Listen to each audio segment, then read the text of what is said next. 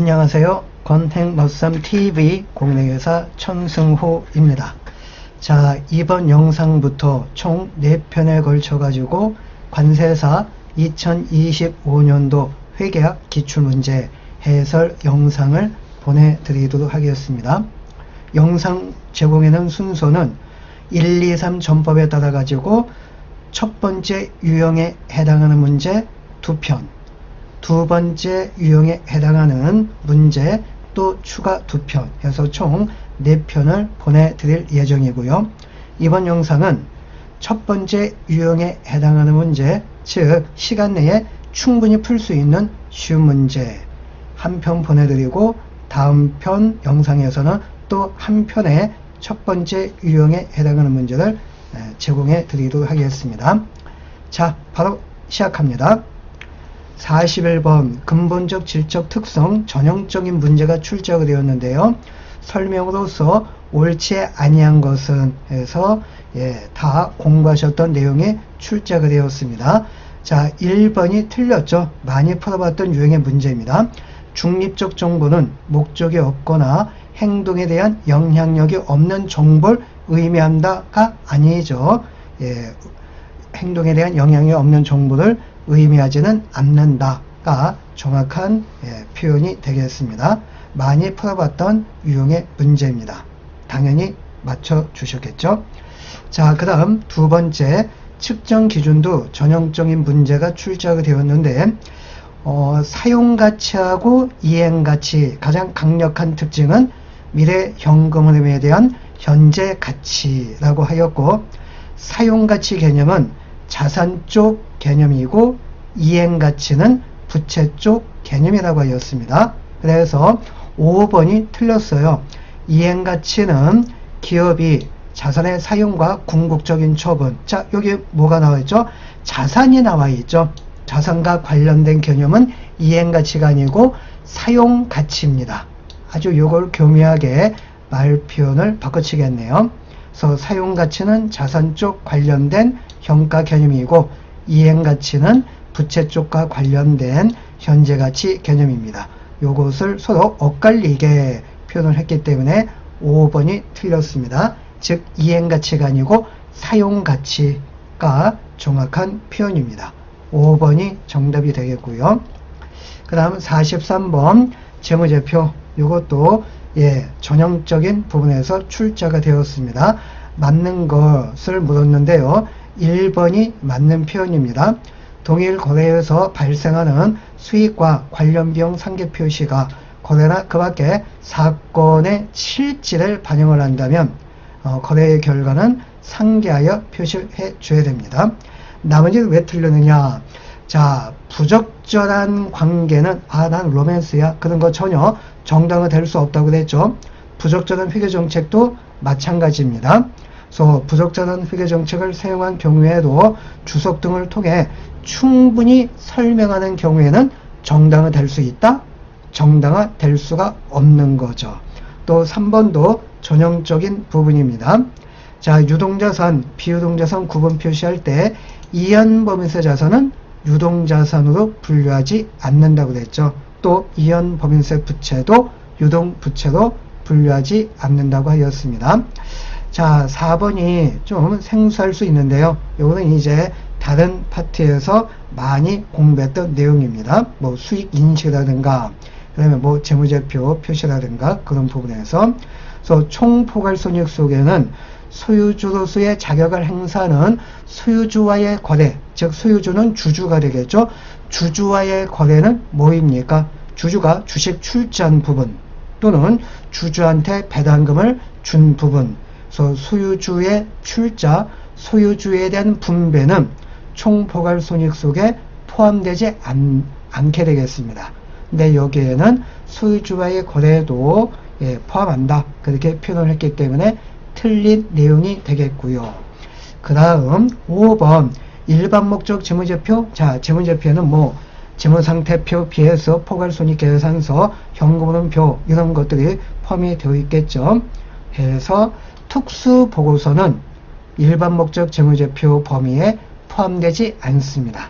네, 5번 문항은 특수보고서도 재무제표에 포함되는 것처럼 표현이 되었기 때문에 틀렸습니다. 그래서 1번이 맞는 내용이 되겠고요. 자, 어음 할인 이것도 관세사 쪽에서 출제빈도 굉장히 많은 근데 무진장 쉬운 문제. 그래서 응용 문제라 할지라도 이건 쉬운 문제입니다. 제 기억 속에는 이렇게 까꾸로 보는 응용 문제가 관세사에서 2번 출제가 된 걸로 기억이 납니다.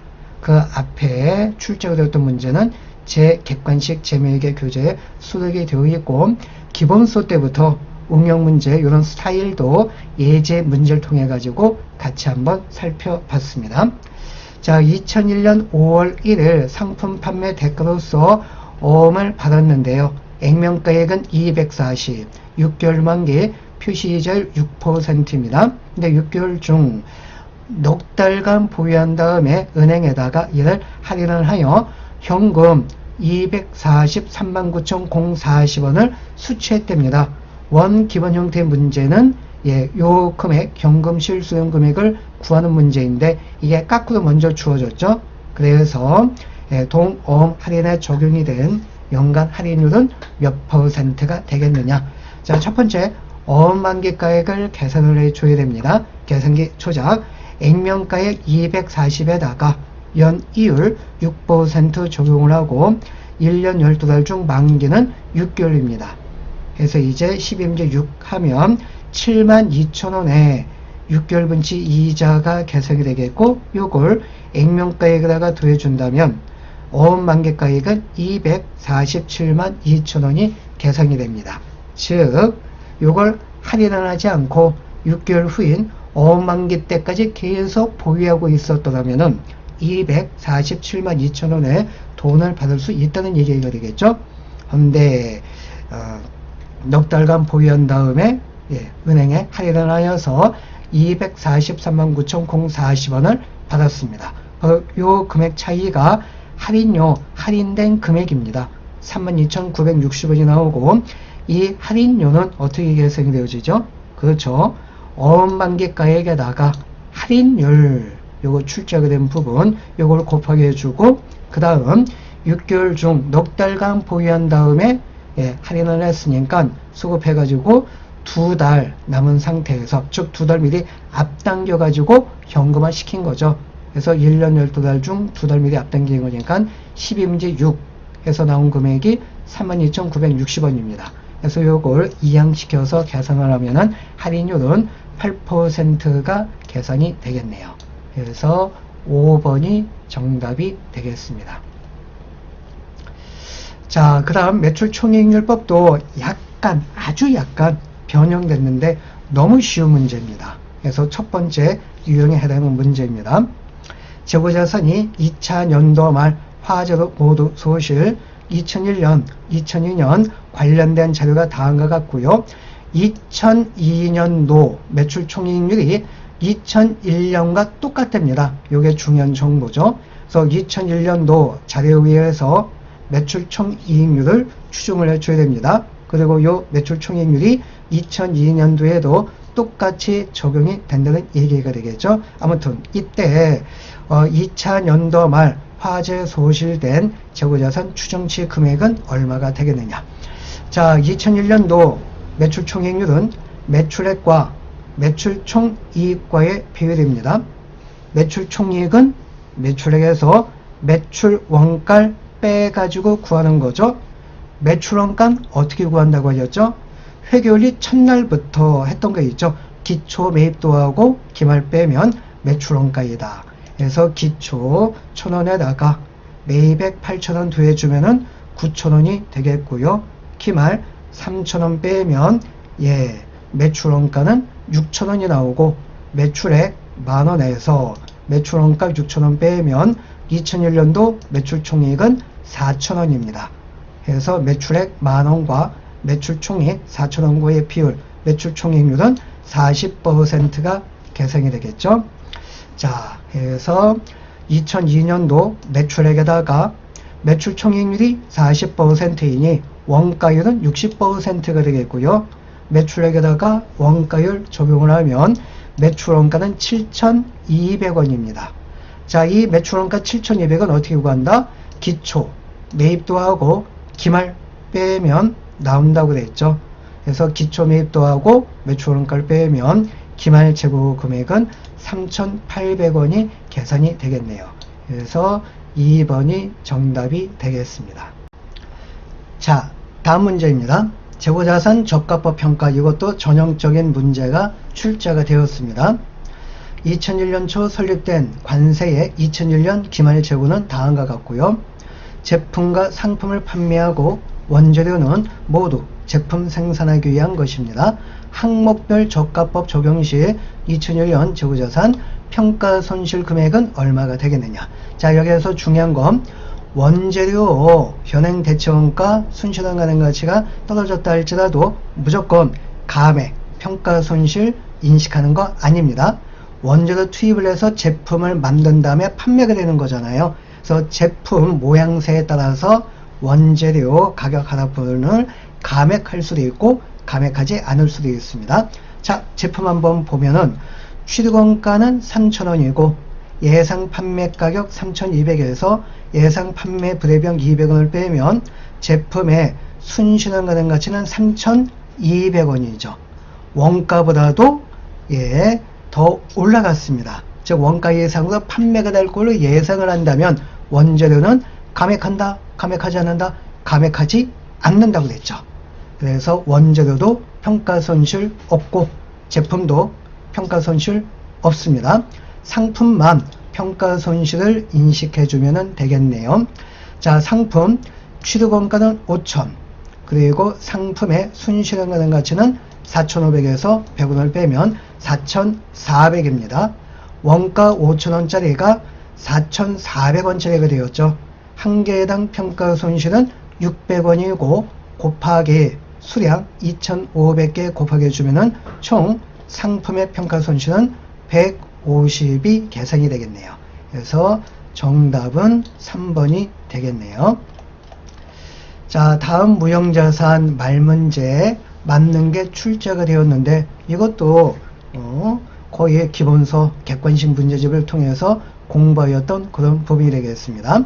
자, 1번 내용연수가 비안정적인 무형자산을 유한 내용연수로 재평가하는 것은, 여기에서 중요한 두 가지입니다. 얘는 회계 추정의 변경이다. 요거 하나하고 비안정적인 것을 유한으로 재평가하는 것은 손상을 시사하는 징후에 해당이 된다. 요겁니다. 네, 징후에 해당하지 않는다 해서 틀렸고, 자, 두 번째 연구비는 무조건 비용 처리한다고 그랬죠. 근데 취득원가에 포함한다. 그래서 틀렸고, 자, 3번이 조금 아리송할 수 있습니다. 그래도 괜찮아요. 정답 찾는 데는 지장이 없습니다. 일단 잠깐 유보시켜 놓고, 자, 4번도 전형적인 거죠. 내부 창출한 브랜드 등은 무형자산으로 인식하지 않습니다. 그리고 5번도 공부했던 내용입니다. 내용연수가 유한한 무형자산을 내용연수 종료 시점에 제3자가 구입하고도 약정된 경우에는 그 약정된 금액이 잔존가치라고 하였습니다. 즉 잔존가치는 영원으로 보지 않는다. 그래서 5번이 명명백백히 알 수 있는 내용, 정답임을 알 수 있습니다. 그래서 이렇게 3번 내용 처음 보는 문장이 나온다 할지라도 정답을 찾는 데는 지장이 없습니다. 자, 다음 문제 52번 사채도 이것도 전형적인 문제가 되겠습니다. 그래서 총이자 비용 할인 발행이 됐을 때 총이자 비용 어떻게 계산이 된다? 총현금 이자 비용에다가 사채 할인 발행 차금을 더한다고 그랬죠. 사채 할인 발행 차금 4.11 말차는 액면가액 빼기 형제 가치 금액입니다. 문제 한번 읽어보죠. 2001년 초 액면가액 100, 만기 7년, 와우, 처음 나오는 거였네요. 표시이절 연 1%도 처음 보는 것 같습니다. 예, 괜찮죠? 만원이죠. 현찰이자. 그래서 일반 사채를 발행을 하였는데 유효이자율 연 4%입니다.